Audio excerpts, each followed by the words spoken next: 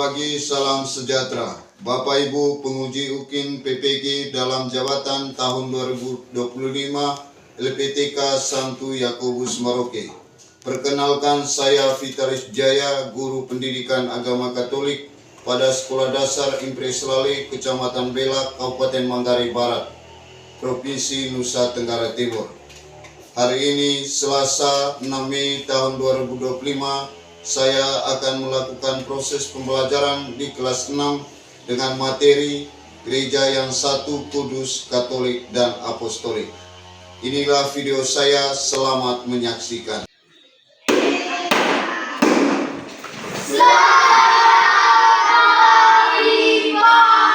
Baik, tetap semangat? Semangat! Baik, selamat pagi untuk kita semua. Dan sebelum saya memulai pelajaran kita pada pagi hari ini, tentu saja kita merasa bersyukur dan berterima kasih karena kita telah dibimbing dan diberkati sehingga kita boleh bertemu pada kesempatan ini. Semangat pagi!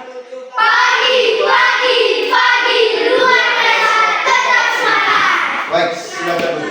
Terima kasih, Pak. Baik, sebelum kita mulai pada kesempatan ini, saya minta kepada satu orang untuk kita angkat dalam doa pembuka. Kepada Febriani Jaya, saya persilakan. Marilah kita siapkan hati kita untuk berdoa. Dalam nama Bapa dan Putra dan Roh Kudus. Amin. Ya Yesus, sebagaimana Engkau telah memanggil para murid yang pertama, Engkau pun memanggil kami semua sebagai anggota gereja-Mu untuk mewujudkan iman yang satu, kudus, katolik, dan apostolik. Ajarilah kami untuk memahami panggilan-Mu serta mampu mewujudkan dan dalam kehidupan kami. Demi Kristus Tuhan kami. Amin. Dalam nama Bapa dan Putra dan Roh Kudus. Amin. Baik, terima kasih kepada teman kita yang telah mengangkat kita dalam doa. Baik, sebelum kita lanjut, saya akan mengambil presensi kita pada pagi hari ini. Marianus Jaya, Hadir, Pak. Syukur, Hadir, Pak. Febriani Jaya, Hadir, Pak. Parera, Hadir, Pak. Ayuna Bengkes, Hadir, Pak. Angelina Volenta. Ada, Pak. Baik, hadir semua. Hadir. Itu tandanya bahwa kita betul-betul memberikan suatu harapan untuk dunia pendidikan, lebih khusus pendidikan agama Katolik, supaya kita selalu hadir dalam menjalankan tugas kita sebagai pelajar atau siswa-siswi, lebih khusus di kelas 6 ini. Baik, kita lanjut. Materi kita pada hari ini yaitu berbicara tentang Gereja yang Satu, Kudus, Katolik, dan Apostolik. Mungkin ada yang bisa membaca di dalam. Saya berikan kesempatan satu orang untuk bisa membaca. Saya persilakan kepada Riva. Gereja yang Satu, Kudus, Katolik, dan Apostolik. Iya. Sama-sama. Gereja yang Satu, Kudus, Katolik, dan Apostolik. Baik, Gereja yang Satu, Kudus, Katolik, dan Apostolik. Tujuan dari materi ini, yang pertama itu adalah memahami arti gereja. Yang kedua itu adalah memahami arti sifat gereja Satu, Kudus, Katolik, dan Apostolik. Yang ketiga, menjelaskan tugas atau kewajiban bagi gereja. Yang keempat adalah merefleksi sifat gereja dalam hidup menggereja. Inilah keempat tujuan pembelajaran yang harus kita peroleh pada saat ini, saat kita menjalankan proses belajar kita pada hari ini. Sebagai pertanyaan pemantik untuk kita semua, yaitu di dalam sebutkan dua arti gereja. Arti gereja yang pertama Mungkin ada yang bisa menjawab arti gereja yang pertama. Ya, ayo. Gereja sebagai bangunan. Gereja adalah sebagai bangunan. Yang kedua, mungkin tahu. Ya, Reva. Gereja sebagai umat Allah. Gereja sebagai umat Allah. Baik. Kedua arti gereja ini menggambarkan kepada kita, yaitu menurut fisik dan gedung, atau gereja sebagai bangunan. Gereja dalam arti bangunan di mana umat Kristiani berkumpul bersama untuk menjalankan ibadah maupun kegiatan kerohanian lainnya, atau yang disingkat dengan tempat ibadah. Baik, di sini dalam proses pembelajaran ini kita harus kuasai baik-baik tentang harapan dan yang dinamakan dengan arti gereja yang sesungguhnya. Ya. Oleh karena itu, sebagai harapan untuk mengakui proses pembelajaran kita pada hari ini, saya akan membagikan kita dalam 4 kelompok. Ya, 4 kelompok ini 1, 2, dan 3, 4. Ya, ya. Kelompok 1 ini, kelompok 2 ini, kelompok 3 ini ya, 1, 2, 3 ya. Kelompok 4, 1, 2, 3, 4. Baik.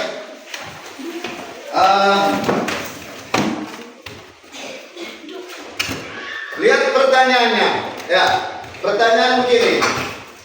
Pertanyaan, tulis dia punya pertanyaannya. Ya. Di situ kamu gereja sebutkan salah satu sifat-sifat gereja. Ya. Sebutkan salah satu sifat-sifat gereja. Nah, sifat-sifat gereja. Sebutkan salah satu sifat-sifat gereja. Sebutkan salah satu sifat-sifat gereja. Kerja itu kerja dalam kelompok. Misalnya ini 1, kudus, Katolik, Apostolik. Ya. Tinggal tulis ini saja. Ikut ya, yang 1 dulu. Kita yang kelompok lain juga kerja ya.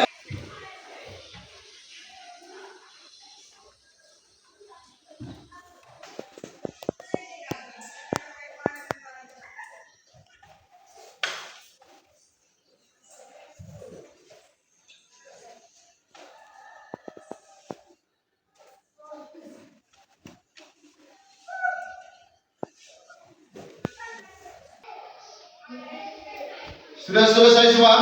Sudah. Baik. Kita lanjut kegiatan yang berikut, yaitu presentasi dari setiap kelompok kita. Ya. Apa yang sudah kita kerjakan, yang mewakili kelompok nanti presentasi di depan. Ya, di depan.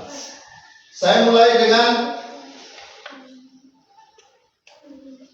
kelompok 1. Ya, kelompok 1. Silakan. Maju ke depan, baca sesuai dengan apa yang telah diselesaikan kerjanya di dalam satu kelompok. Ya. Sebutkan salah satu sifat-sifat gereja. Gereja sebagai kumpulan orang-orang beriman. Satu pemahaman, yaitu gereja yang didirikan oleh Kristus. Satu iman dan satu Allah. Baik, terima kasih untuk kelompok 1. Kita berikan tepuk tangan kepada kelompok 1. Baik, kami persilakan kepada kelompok 2.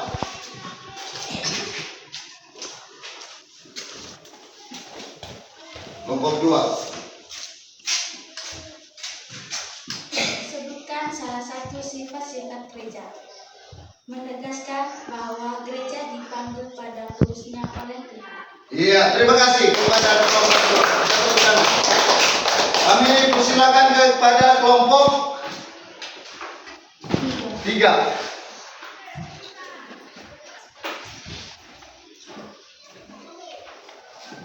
Sebutkan salah satu sifat gereja.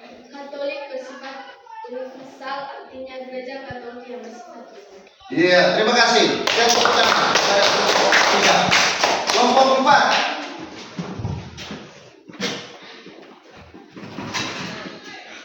Apostolik merupakan kata lain dari rasul. Gereja berasal dari para rasul dan berpegangan teguh pada kesaksian iman mereka, para rasul. Iya, tepuk tangan.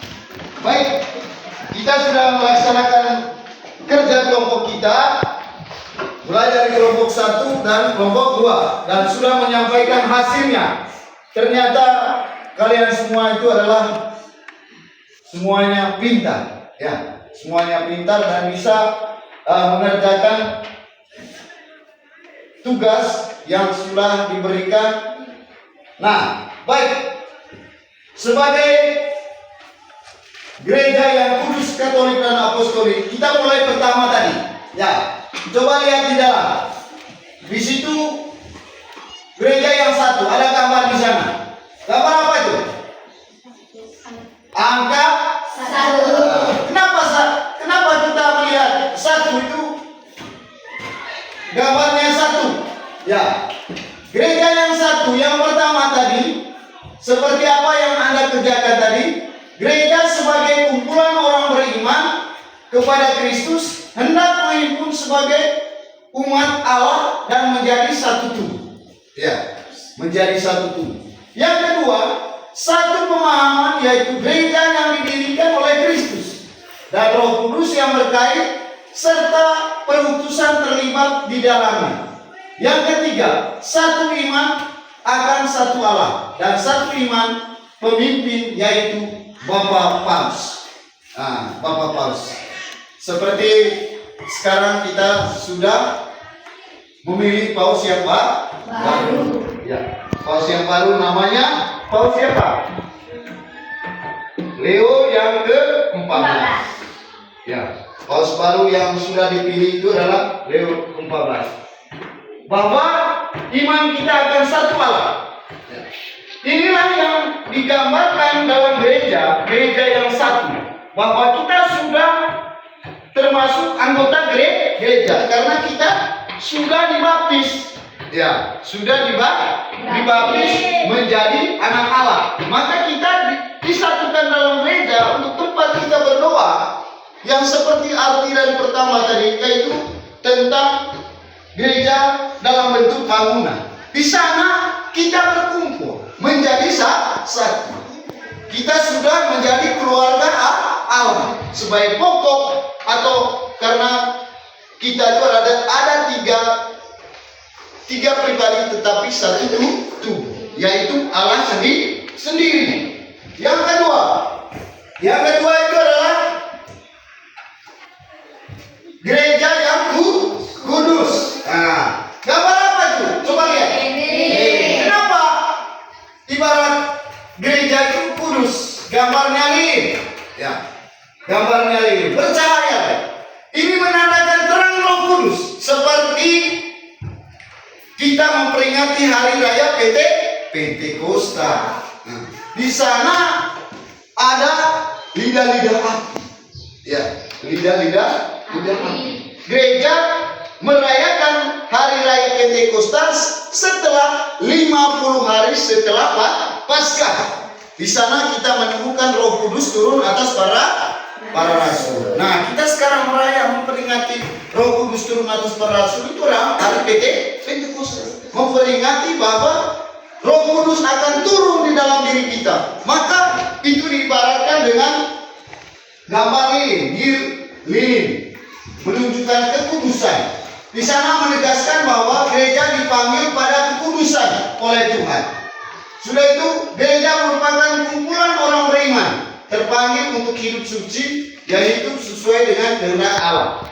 Kudus karena mendirikan yang Maha Kudus yaitu Yesus Kristus serta didampingi, dijiwai dan diutus oleh Kudus yaitu Roh Kudus.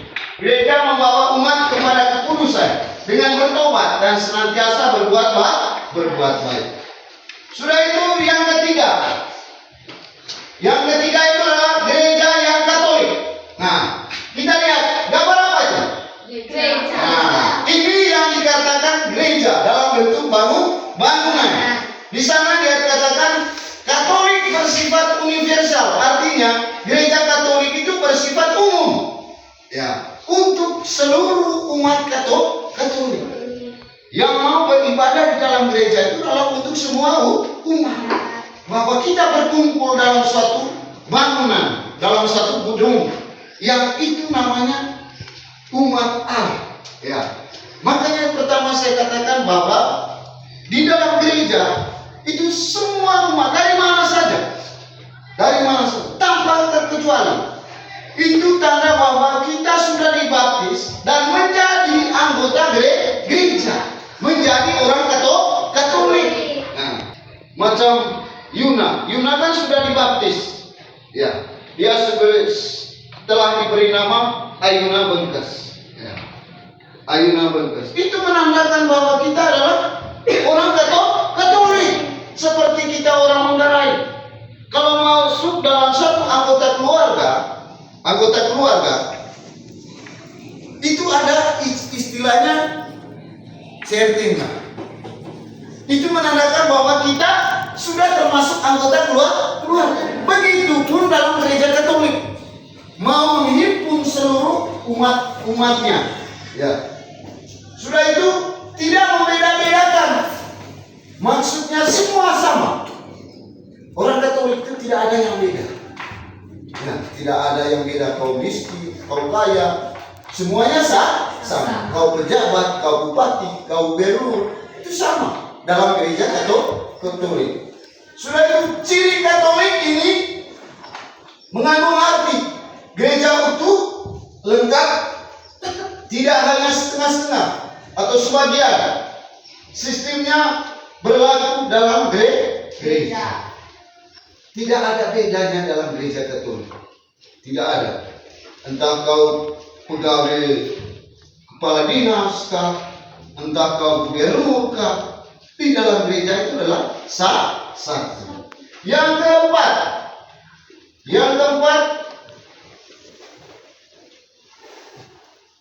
itu namanya gereja yang apostolik. Gambar apa itu?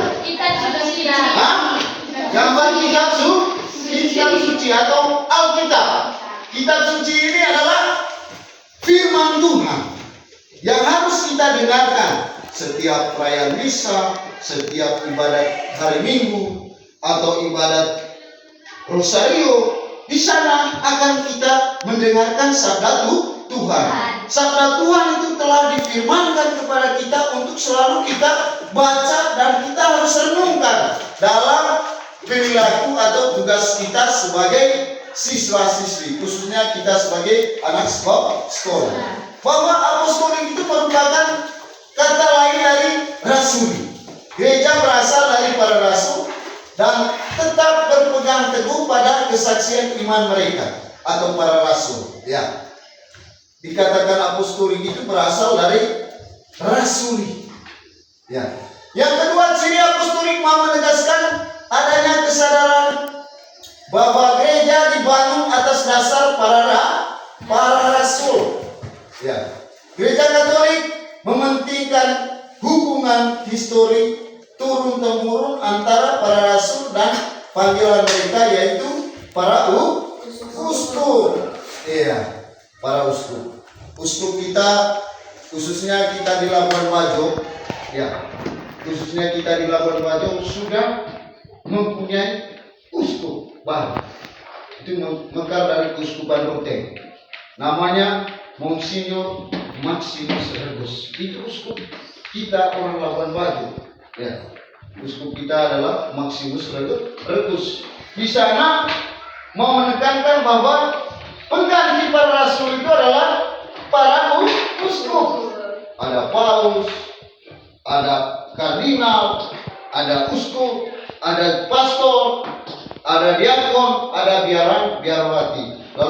tadi kita umat, ya kita umat. Termasuk kita sekolah. Kita ini adalah umat gereja, ya umat gereja, umat gereja.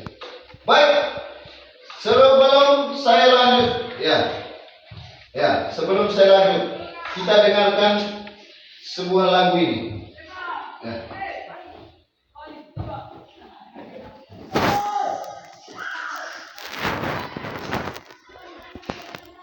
Ya, kita dengarkan lagu ini.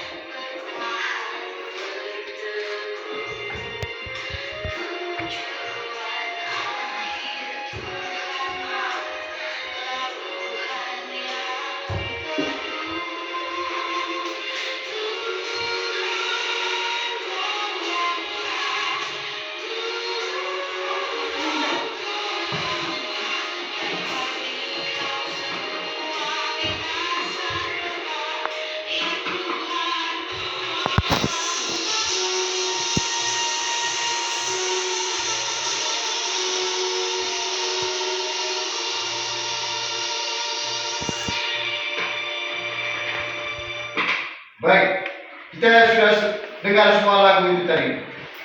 Kita dengar.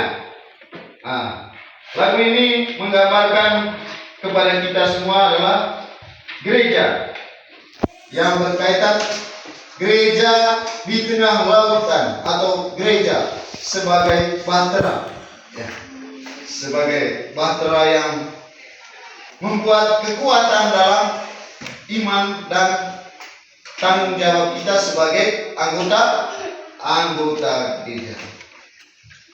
Baik, kesimpulan dari semuanya tadi bahwa gereja yang satu itu memiliki dasar iman, dan pandangan yang satu. Yang kedua itu adalah gereja yang kudus, dibimbing oleh yang kudus dan menuntut umat kepada kekudusan.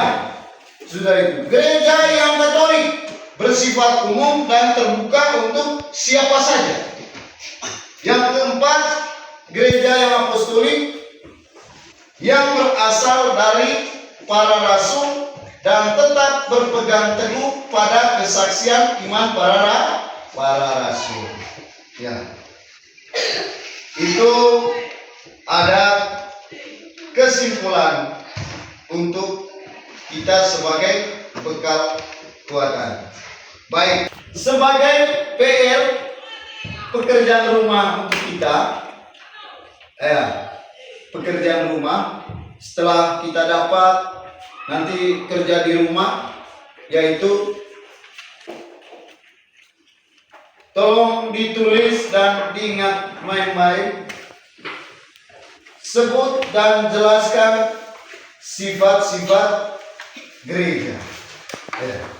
Di dalam, lihat di dalam. Sebut dan jelaskan sifat-sifat gereja. Untuk kita kerjakan di rumah. Ya, nanti besok kita akan presentasikan di kelas ini.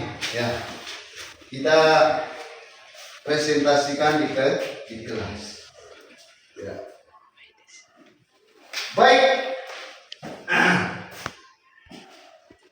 Untuk menutupi kegiatan kita pada pagi hari ini, karena pelajaran kita sudah selesai dan kita tutup dengan doa. Kita tutup dengan doa. Kepada doa penutup ini saya berikan kesempatan kepada Reva untuk mengangkat kita dalam doa penutup. Doa penutup.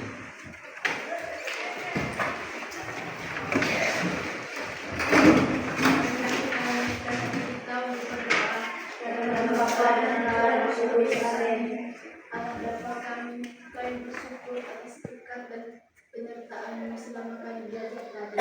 Semoga apa yang baru saja kami pelajari berguna bagi pertumbuhan iman kami dan senantiasa meneguhkan hati kami akan Engkau. Ajarlah kami agar tidak sombong dan congkak atas hasil pelajaran kami. Berkatilah aktivitas selanjutnya agar kami senantiasa diberkati serta dilindungi oleh Roh dan kuasa-Mu. Doa ini kami haturkan kepada perantara Yesus Kristus Tuhan dan Kristus King dan sepanjang segala masa.